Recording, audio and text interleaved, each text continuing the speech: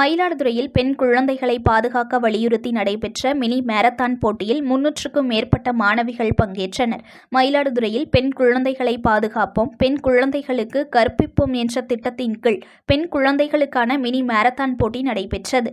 இந்திய விளையாட்டு ஆணைய மைதானத்தில் துவங்கிய மினி மாரத்தான் போட்டியை மாவட்ட ஆட்சியர் மகாபாரதி கொடியசைத்து துவங்கி வைத்தார்.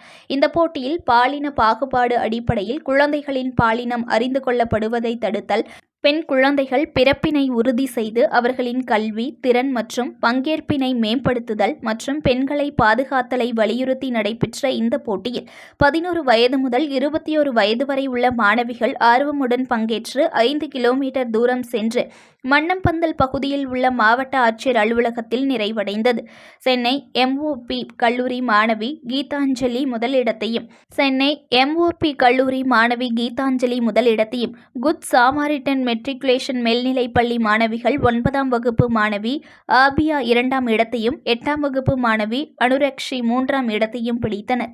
வெற்றி பெற்றவர்களுக்கு பாராட்டு சான்றிதழ்களை வழங்கி போட்டியில் பங்கேற்ற அனைவருக்கும் சான்றிதழ்கள் வழங்கி மாவட்ட ஆட்சியர் மகாபாரதி கௌரவித்தார்.